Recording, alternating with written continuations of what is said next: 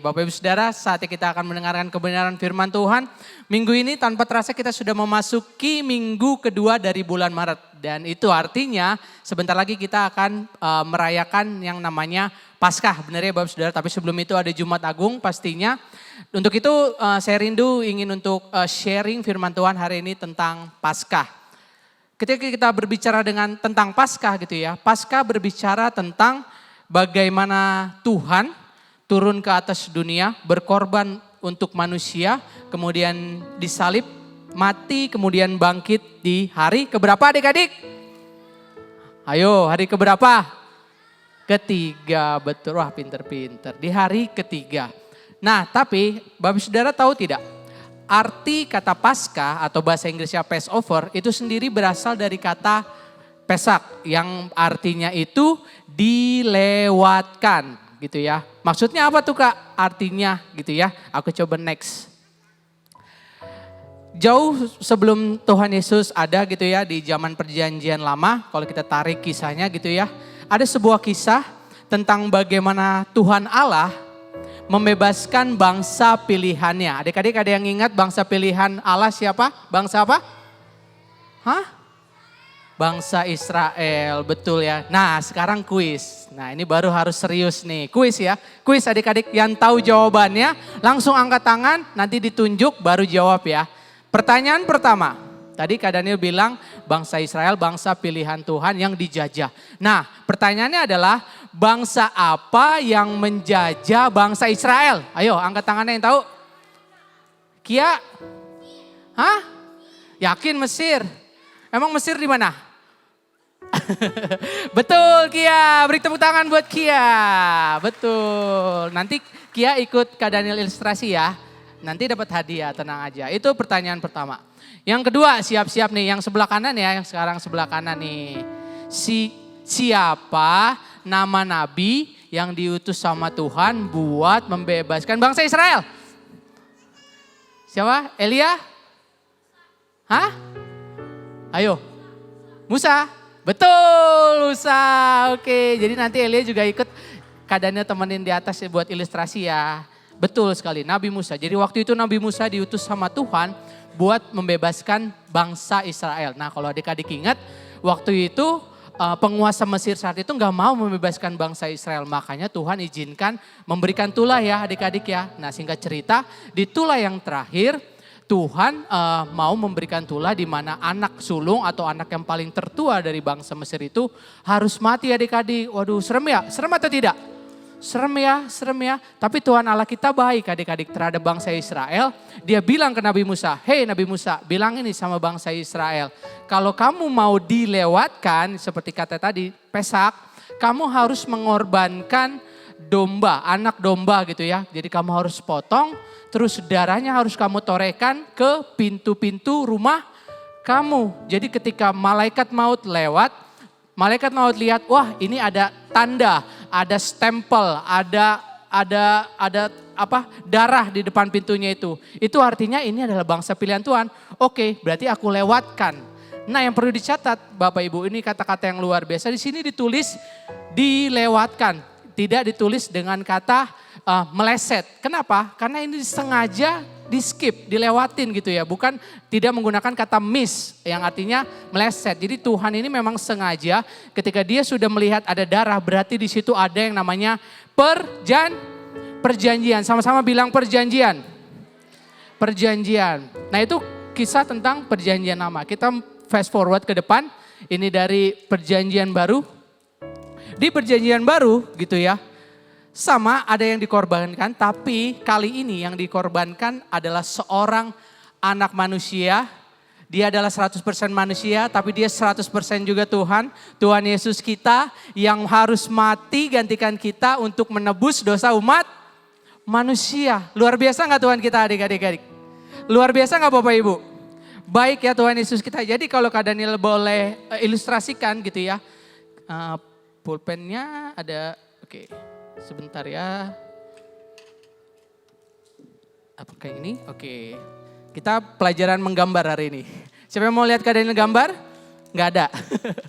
Kita gambar, coba gambar domba ya. Ini aku tulis misalnya ini adalah perjanjian lama. Yang dikorbankan adalah anak domba. Gimana gambar domba? Gini aja deh. Oke, senyum aja ya, dombanya senyum. Cet. Oke, dombanya senyum. Oh, belum ada rambutnya, lupa sebentar. Oke. Domba atau apa sih ini? Apa kayak anjing? Oke, ini domba adik-adik. Ini perjanjian lama. Nah, kalau di perjanjian baru yang dikorbankan adalah tadi Kak Daniel bilang siapa? Tuhan Yesus. Nah, gambar Tuhan Yesus kan susah. Kak Daniel gambar salib aja deh. Oke. Nah, ini perjanjian baru. Jadi sama-sama harus dikorbankan, sama-sama ada darah yang tercurah di sana Bapak Ibu Saudara. Bahkan Tuhan sendiri berfirman untuk menegaskan hal tersebut. Diambil dari firman-Nya di Lukas 22 ayat 20 ketika Tuhan melakukan perjamuan ya. Demikian juga dibuatnya dengan cawan sesudah makan. Ia berkata, cawan ini adalah perjanjian baru oleh darahku yang ditumpahkan bagi kamu, bagi kita semua Bapak Ibu Saudara. Yang artinya ketika Tuhan mati di kayu salib, maka perjanjian lama itu sudah gak berlaku. Perjanjian yang harus mengorbankan domba, yang memotong dan membakar itu sudah tidak berlaku. Karena Tuhan sudah gantikan lunas dengan tubuh dan darahnya yang harus mati di kayu salib. Pada amin Bapak Saudara? Amin. Tapi kalau kita lihat Bapak Saudara, sebenarnya ada persamaan dari korban ini. Sama-sama ada yang harus dikorbankan gitu ya Bapak Saudara. Makanya saya ditulis di sini. Dan sangat ditulis arti dari perjanjian itu. Kalau dalam bahasa Ibrani-nya di sini ditulis berit. Sama-sama katakan berit. Berit yang artinya tukat. Yang artinya memotong. Jadi kedua perjanjian ini sama. Harus ada sesuatu yang dipotong. Harus ada sesuatu yang dikorbankan. Harus ada sesuatu yang diberikan kepada si penerima janji tersebut. Jadi sampai sini cukup jelas ya Bapak Saudara. Jadi kalau dengan begini saya bisa artikan gitu ya. Bahwa untuk sebuah perjanjian itu terjadi harus ada sesuatu yang berharga. Di sini saya tulis yang berharga karena nggak mungkin kalau nggak berharga itu diterima sama si penerima janji. Harus ada sesuatu yang berharga untuk dipotong, dipisahkan, dan diberikan kepada orang-orang yang dijanjikan Tuhan. Ada amin? Ada amin? Nah yang membedakan lagi ialah, tadi saya mungkin Bapak Saudara sudah tahu, kalau di perjanjian lama, ini ketika kita melakukan dosa kita harus mengorbankan anak domba. Sama ketika kita melakukan dosa lagi kita harus mengorbankan lagi. Jadi ini sifatnya hanya sementara. Wah, tulisannya oke, sementara gitu ya. Tapi korban perjanjian baru, korban Tuhan Yesus di atas kayu salib, sifatnya ialah kekal. Karena sekali Tuhan Yesus mati, semua sudah dibayar lunas. Dosa saya, dosa Bapak Ibu Saudara, dosa adik-adik semua dibayar lunas sama Tuhan Yesus. So beri tepuk tangan buat Tuhan Yesus kita yang sungguh luar biasa baik. Thank you Jesus. Karena dengan darah anak domba Allah kita semua sudah dimerdekakan. Itulah menurut saya kalau kita boleh artikan Paskah yang sesungguhnya. Bahwa sebenarnya itu ada sebuah janji keselamatan. Saya tulis ada sebuah janji keselamatan yang Tuhan berikan buat saya dan buat Bapak Ibu Saudara, buat kita semua. Bagaimana Tuhan Allah rela mengaruniakan anaknya yang tunggal, makanya tadi saya tulis berharga gitu ya. Anaknya yang tunggal harus turun ke atas dunia, kemudian mati, kemudian dia menggantikan kita. Karena harusnya kitalah yang sebenarnya sedang mengantri ke dalam lubang maut tersebut. Tapi Tuhan yang begitu baik terhadap kita, dia rela mati menggantikan kita, setiap orang yang percaya agar tidak binasa. Dan tidak hanya tidak binasa tapi kita dilewatkan. Makanya Paskah artinya dilewatkan. Kita gak harus mati, tidak harus binasa lagi, tetapi kita beroleh hidup yang percaya boleh berikan tepuk tangan bagi Tuhan Yesus kita. Yang percaya kita sudah beroleh hidup yang kekal, boleh tepuk tangannya lebih dahsyat lagi. Amin, amin. Baik, kemudian saya coba karena ini adalah take over GCC Kids gitu ya, pasti di antara ibadah kita selalu menyelipkan Bible story atau kisah Alkitab. Kemudian saya coba cari tahu, ada nggak ya di toko Alkitab yang erat hubungannya dengan perjanjian? Ada nggak ya, ada toko Alkitab nggak ya yang mereka itu tuh benar-benar saling berjanji satu sama lain?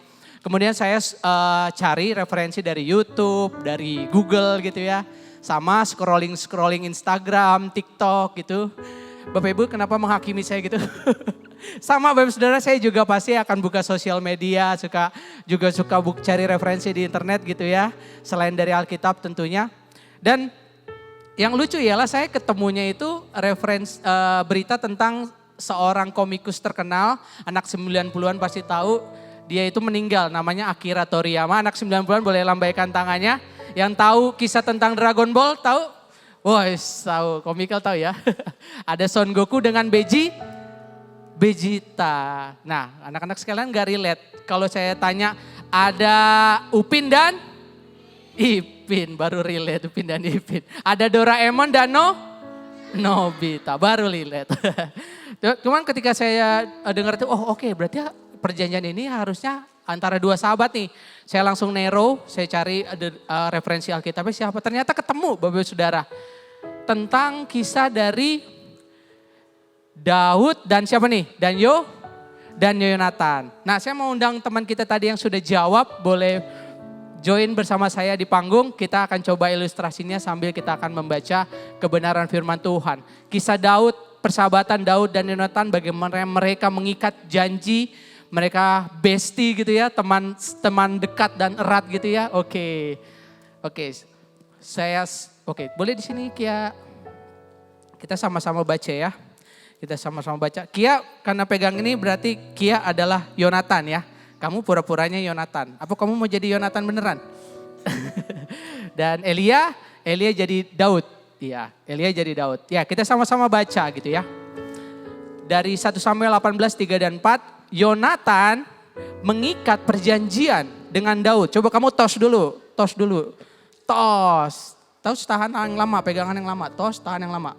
Mengikat perjanjian dengan Daud. Karena Yonatan mengasihi Daud. Seperti apa? Dirinya sendiri. Jadi ini benar-benar bestie. Benar-benar sahabat sejati gitu ya teman-teman. Kemudian ayat 4, gak berhenti di situ. Yonatan menanggalkan jubah. Nah coba Elia sambil pakaiin jubah. Bisa gak? Nah pakein aja. Menanggalkan jubah Bapak Saudara. Terus dipakaikan kepada Daud. Dan memberikannya kepada Daud gitu ya. Dan juga baju perangnya. Di sini ditulis baju perang. Tapi kalau Bapak Saudara cari referensi dari King James. Di situ ditulisnya garment atau pakaian. Jadi pakaian biasa. Jadi saya gak sediakan pakaian perang di sini. Tenang aja. Kemudian nggak berhenti di situ, udah pakaian dikasih jubah, tadi coba pakaikan jubahnya. Kemudian nggak berhenti di situ, dikasih juga pedangnya. Wah pedangnya pedangnya juga dikasih Bapak Ibu Saudara. Nggak berhenti sampai pedang, dikasih juga panahnya dan juga ikat pinggangnya. Sampai sini Bapak Ibu Saudara nangkep ya, jadi ada 4 item gitu ya kalau saya boleh tuliskan, ada 4 yang diberikan kepada Daud gitu ya. Baik nggak Yonatan kira-kira Bapak Ibu Saudara? Kalau nanti saya jelaskan, terima kasih ya Daud dan Yonatan. Kita boleh tepuk tangan buat teman-teman kita. Kalau saya lihat gitu ya, terus kayak coba renungi apa sih maksudnya daripada jubah, baju perang dan pedang gitu ya. Kalau boleh saya analogikan gitu ya. Jubah gitu ya. Kita harus tahu Yonatan ini adalah anak dari Raja Saul. So saya bisa pastikan sebenarnya Yonatanlah yang akan meneruskan kerajaan bapaknya. Benar atau benar? Jadi ketika kita bicara jubah, saya analogikan jubah ini sebagai posisi. Karena mereka berdua sudah sangat erat gitu ya hubungannya sampai sedemikian rupa dan mereka melakukan perjanjian. Yonatan merelakan yang namanya posisi dia, status dia sebagai penerus kerajaan dia berikan kepada Daud. Dia rela menyerahkan posisinya kepada sahabatnya, kepada bestinya Daud. Bukankah hal demikian juga yang dilakukan Tuhan Allah kita kepada kita? Ketika di kayu salib, Tuhan rela disalib, berganti posisi. Tadi saya sudah bilang, seharusnya kitalah yang disalib. Tapi Tuhan mau berganti posisi dengan kita. Dia adalah Tuhan yang tidak bercacat celah, tidak berdosa. Dia berganti posisi dengan kita. Harus rela di kayu salib, mati gitu, yang harusnya kita yang mati. Dia berganti posisi kita, yang seharusnya kita mungkin adalah orang yang miskin. Dia adalah seorang yang kaya, berganti posisi dengan kita. Sehingga kita memperoleh status anak raja. Berikan kemuliaan buat Tuhan Yesus kita. Kemudian yang kedua, baju perang atau versi King saya pakai pakaian gitu ya. Ini berbicara apa? Yang saya tangkap ialah tentang kepemilikan. Kenapa saya bilang seperti itu? Bahwa sebenarnya pakaian ini kalau kita lepas pakaian kita tentunya kita akan malu ya. Jadi ini kayak benar-benar keseluruhan yang kita miliki ada di pakaian ini. Jadi ketika saya merenungkan, ini adalah berbicara tentang kepemilikan, berbicara tentang penyediaan. Penyediaan yang Tuhan sebenarnya sudah berikan dan Tuhan sudah punya ada dalam atribut dirinya ketuhanan ini dia tuh sudah punya semuanya, semua pasti setuju ya, benar ya. Tapi yang sering kita lupa ialah melalui perjanjian ini, karena kita semua sudah mengikat perjanjian ketika Tuhan Yesus disalib, kita semua di sini sudah terikat perjanjian dengan Tuhan. Ada amin? So sebenarnya penyediaan Tuhan itu memang sudah hak kita. Tugas kita ialah menagih perjanjian itu kepada Tuhan. Masalahnya berani gak kita menagih perjanjian kita dengan Tuhan? Masalahnya berani gak kita meminta ketika berdoa, Tuhan kita kan sudah melakukan perjanjian, masa sih hidup saya masih seperti ini aja? Masa sih anak saya gak diberkati gitu ya? Yang sering terjadi adalah kita lupa atau takut atau bahkan takut menagih perjanjian ini, meminta perjanjian ini kepada Tuhan. Ada amin? Kemudian yang ketiga, pedang. Pedang berbicara apa? Pedang berbicara tentang kekuatan. Sudah pasti gitu ya. Kalau saya bayangkan ketika ada orang yang mau menantang Daud, ini orang udah harus siap-siap berperang juga sama Yonatan. Kalau ada orang yang mungkin menantang Daud, orang ini sudah siap-siap juga harus bersiap untuk melawan Yonatan juga. Karena pedang berbicara kekuatan. Bukankah hal yang sama juga terjadi dengan kita? Tuhan sudah sebenarnya selalu siap untuk berperang untuk kita. Tuhan sebenarnya Tuhan siap ikut join dalam our battle gitu ya Bapak Saudara. Tapi seringnya bukankah kita gak mau melibatkan Tuhan, amin. Bukankah kita yang mau jalan sendiri, Tuhan kamu gak usah ikut-ikut, kamu tuh di belakang saja biar aku saja yang selesaiin ini semua. Tenang, aku bisa menyelesaikan semuanya sampai kita akhirnya capek baru kita minta bantuan Tuhan.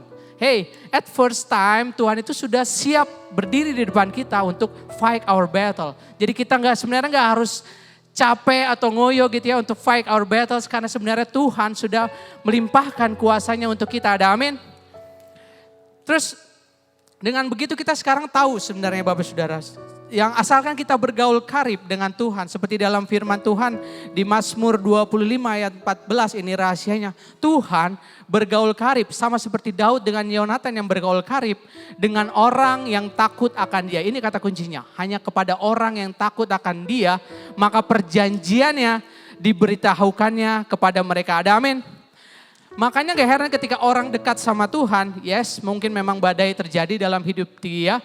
Mungkin dia juga pencobaan juga boleh hadir dalam hidup. Tapi saudara bisa lihat orang-orang ini sepertinya tenang. Dia gak khawatir, dia gak misuh-misuh gitu ya. Karena dia tahu pada akhirnya Tuhanlah yang berperang untuk dia gitu ya Bapak Saudara. Ada amin? Kemudian apa yang terjadi? Fast forward kita maju, apa yang terjadi ketika semuanya itu tadi diberikan kepada Daud, apa yang terjadi? Firman Tuhan di sini mencatat. Daud maju berperang dan selalu, di sini ditulis saya lebih suka nggak tahu kenapa versi bahasa Indonesia ya, karena ditulis selalu berhasil, berarti nggak pernah amin.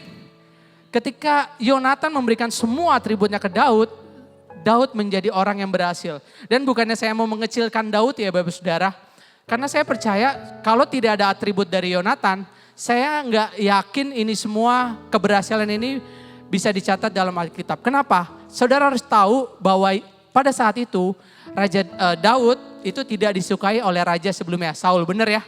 Saul cemburu dengan Daud, benar ya? Maka seharusnya kita logika ya, ketika Daud mau berperang, Saul pasti nggak akan support. Ya udah sono perang, nih saya kasih 5 orang gitu misalnya. Tapi once si Daud punya atribut kerajaan, pedang, ketika dia mengangkat pedangnya, nah pasukan dari luar lihat kan, wah Daud megang apa tuh? Pedang kerajaan, so kita harus support nih, ini dari kerajaan. Mau gak mau semua harus support Daud. Benar gak Bapak Saudara? Maka ketika perjanjian terjadi, mau gak mau Daud harus berhasil. Ada amin Bapak Saudara? Gak mungkin pasukan itu secara sukarela mensupport Daud. So that's the power of perjanjian. That's the power of covenant. Kemudian poin kedua yang mau saya sampaikan. Perjanjian ini bersifatnya kekal Bapak Saudara. Singkat cerita Daud, Raja Saul mati di dalam pertempuran. Dan sayangnya sahabatnya juga ikutan gugur gitu ya. Dan Daud diangkat menjadi Raja Israel pada waktu itu. Dan saya bayangkan ketika Daud sedang mungkin di singgasananya gitu ya, terus dia lagi melamun, terus dia mungkin ngelihat gitu ya foto-foto Instagramnya gitu ya, foto-foto dia ternyata ketemu foto dia bersama Yonatan. Kemudian dia teringat, aku punya perjanjian dengan sahabat baikku. Terus dia bilang dalam firman Tuhan berkata 2 Samuel 9 ayat 1, berkatalah Daud, dia tiba-tiba teringat. Ketika ngelihat fotonya dengan Yonatan, nggak tahu ada Instagram apa enggak pada waktu itu. Dia lihat, masih adakah orang yang tinggal dari keluarga Saul. Aku mau nunjukin nih kasihku kepadanya. Oleh karena siapa? Di sini ditulis jelas oleh karena Yonatan. Jadi nggak si Daud tiba-tiba ucuk-ucuk. Ada nggak ya yang keturunannya Saul aku mau kasih hadiah? Enggak gitu, itu terlalu baik Daud ya gitu ya. Tapi secara spesifik firman Tuhan tulis oleh karena Yonatan. Karena Daud tahu Yonatan dengan Daud ini punya perjanjian tertentu Bapak Saudara. Kemudian ayat 5 singkat cerita ada hambanya ngasih tahu ada satu anak Yonatan namanya Mephiboset. Tapi dia cacat terus dikasih tahu di daerahnya gitu ya. Dan singkat cerita Daud panggil. Sesudah itu Raja Daud menyuruh memanggil dia di tanah tersebut gitu ya. Nah saya ajak saudara membayangkan ketika Mephiboset diundang gitu ya. Saya pastikan dia ini takutnya setengah mati. Kenapa saya bilang begitu? Bapak saudara ada yang nonton film-film kerajaan gitu? Tahu ya film kerajaan Korea gak apa-apa. Kayaknya harusnya relate juga. Tahu ya film-film kerajaan ketika ada seorang raja merebut kekuasaan raja sebelumnya. Dan dia meminta siapapun keluarganya untuk datang, itu artinya keluarganya itu mau dibunuh. Benar atau benar? Karena dia mau memastikan gak ada ancaman baru yang akan merebut kerajaannya lagi. Benar atau benar Bapak Saudara?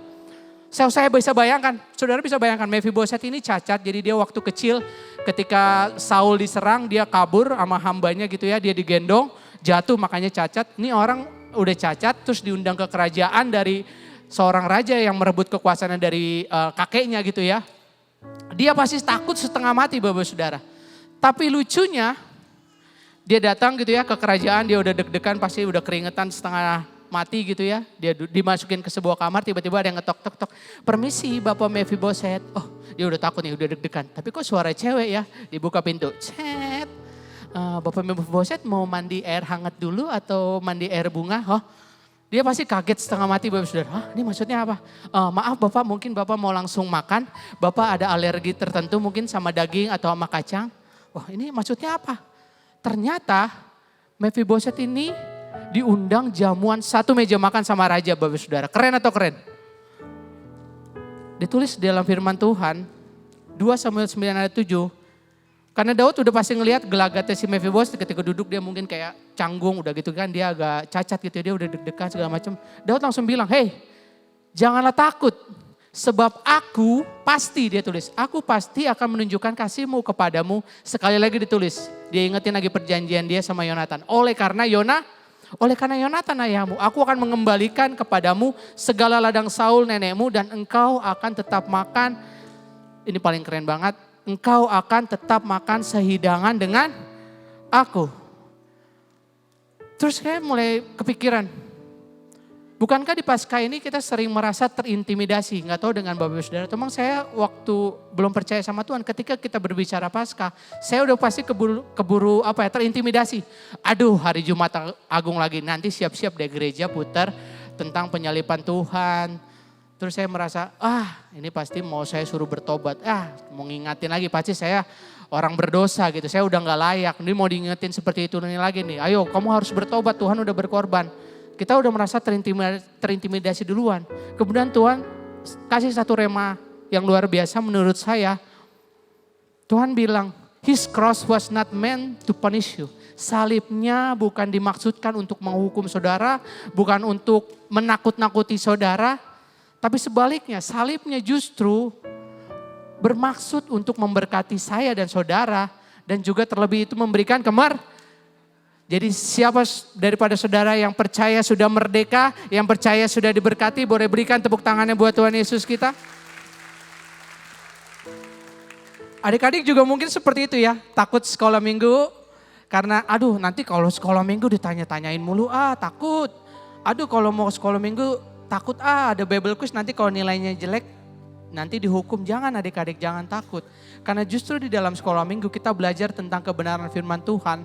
Kita belajar tentang pemeliharaan Tuhan yang begitu sempurna dalam keluarga kita. Sehingga nanti adik-adik ketika pulang bisa cerita ke mama papanya. Mama papa juga gak boleh, ini anak kecil mau cerita apa. Kalian harus dengar Bapak Ibu Saudara. Parents please dengerin ketika anak-anak pulang. Karena sometimes ada pengajaran tertentu daripada anak yang ternyata bisa memberkati kita juga. Nanti saya ceritakan kenapa bisa seperti itu ya. So di Paskah ini saya mau mengingatkan, salibnya itu bukan untuk membuat kita terintimidasi oleh dosa kita. Tetapi salibnya mengingatkan bahwa ada pribadi yang begitu mengasihi kita, yang gak pernah melupakan Bapak Saudara dan saya barang sedikit pun. Bahkan ditulis dalam Yesaya 49 ayat 16, lihat aku telah melukiskan engkau di telapak tangannya Tuhan. Tembok-tembok ini berbicara rumah, berarti berbicara tentang keluarga. Jadi bukan cuma saudara yang ditulis di tangannya Tuhan, saudara dan anak-anak saudara dan cucu-cucu saudara semua ditulis di tangannya Tuhan. Ada amin? Jadi kelak jika saudara merasa Tuhan kok ninggalin saya ya, baca ayat ini sambil saudara melihat tangan saudara, bagaimana Tuhan tetap melihara kita semua. Bahkan kalau saudara ingat tentang penyalipan gitu ya, ketika Tuhan itu dihajar begitu rupa sampai hancur gak jelas. Ketika dia bangkit, Bapak Saudara ingat semua badannya kembali seperti sedia kala. Amin.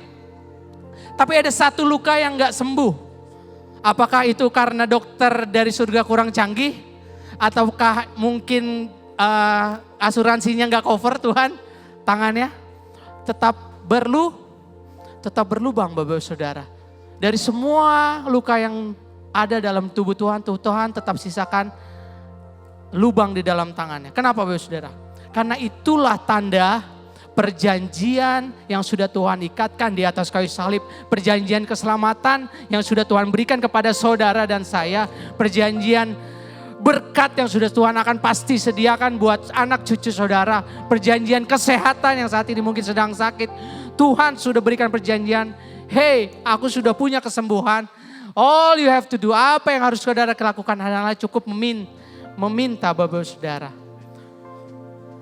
Kalau Daud saja yang seorang manusia bisa mengingat perjanjiannya bagaimana Tuhan kita Bapak Saudara. Dia pasti akan mengingat setiap daripada kita satu persatu. Ada amin? Colek dulu kanan kirinya katakan, cie ada yang perhatian. Semuanya harus seperti itu. Oke, poin terakhir karena saya sudah mau selesai. Term and condition apply. Iya dong, namanya perjanjian. Syarat dan ketentuan berlaku. Aduh. Firman Tuhan yang sangat terkenal Yohanes 3 ayat 16. Karena begitu besar kasih Allah akan dunia ini sehingga ia telah mengaruniakan anaknya yang tunggal. Supaya setiap orang yang percaya. Inilah syaratnya. Setiap orang yang percaya. Saudara hanya cukup percaya kepada janji Tuhan. Maka janji Tuhan boleh terjadi dalam hidup saudara. Oh belum tentu Bapak Saudara. Tidak semudah itu Bapak Saudara. Apakah percaya saja cukup? Buat saya percaya saja belum cukup Bapak Saudara. Ketika kita menikah, apakah cinta saja cukup? Istri-istri? Oh tidak.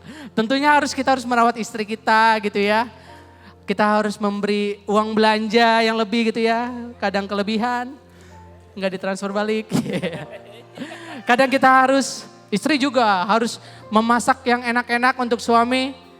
Jangan mie goreng doang, walaupun banyak rasa. Oh istri saya udah ngeliatin. Yes, harus ada action yang harus kita lakukan. Sama juga dengan hubungan kita dengan Tuhan. Kita nggak bisa cuma percaya. Terus saya cari tahu apa yang harus dilakukan sama Tuhan. Nih makanya saya bilang, kita bisa belajar dari anak kecil. Ketika saya nonton, ada yang nggak tahu Cocomelon di sini? Cocomelon? Semua tahu ya Cocomelon ya? Ketika saya nonton sama anak Clarin ya, bayi kami gitu ya, kita nonton. Ada satu lagunya yang sangat memberkati saya. Wah ini apakah Alkitabiah saya tidak tahu. Kemudian di lagunya seperti ini. Kak Hani boleh tirup ya. Salah satu actionnya ialah, when you see something you want, What the magic word? Please, please, please. Artinya apa? Tolong. Action pertama yang harus kita lakukan ialah tolong. Kita harus minta tolong, kita harus meminta. Karena Tuhan gak bisa memaksakan jalannya tanpa kita meminta, Bapak Saudara. Action kedua secara singkat. Siap Hani? When you get something you want, what's the magic word?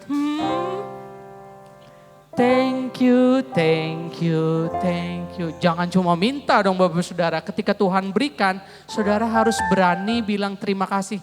Thanks God, itulah makanya penting untuk kita bersyukur. Karena kita sudah terima perjanjian itu, makanya tugas kita ialah bersyukur. Itu action kedua. Ternyata ada action yang ketiga Bapak Saudara. Ternyata saya tahu lagu ini ada dua versi. Yang pertama thank you dan please tadi, ternyata ada satu lagi. Ini yang mungkin sering terlupa. Gapat. When you make somebody sad, what's the word you say? Sorry, sorry, sorry. Benar apa benar Bapak Saudara? Setiap kita cuma minta. Ya sometimes kita bersyukur, minta, tapi kita nggak pernah yang namanya ketika kita melakukan kesalahan, sudah berbuat dosa gitu ya, sudah merupakan kewajiban kita untuk meminta maaf kepada Tuhan, Bapak Saudara. So summary pasca ini saya mau mengingatkan buat setiap kita untuk hidup dalam perjanjian Tuhan, karena Tuhan sudah melakukan perjanjian tersebut 2000 tahun yang lalu, Bapak Saudara. Tuhan sudah membuat sedemikian rupa bagaimana kita yang miskin menjadi kaya, kita yang tadinya sakit menjadi sembuh, kita yang tadinya gak ada apa-apa menjadi penuh dengan kelimpahan. Sudah seharusnya kita hidup dalam perjanjian itu. Jangan ada lagi daripada kita, Tuhan mana bagianku, Tuhan mana bagianku. Hey, Tuhan sudah melakukan perjanjian ini dengan kita. Jadi yang perlu kita lakukan hanyalah 3 langkah kecil di atas. Katakan please, thank you Lord sudah memberkati kami. Dan sorry kalau kami melakukan salah, ampuni kami. Terima kasih, demikian firman Tuhan. So kita berikan kemuliaan yang paling meriah buat Tuhan Yesus kita yang baik. Tuhan Yesus kita yang baik.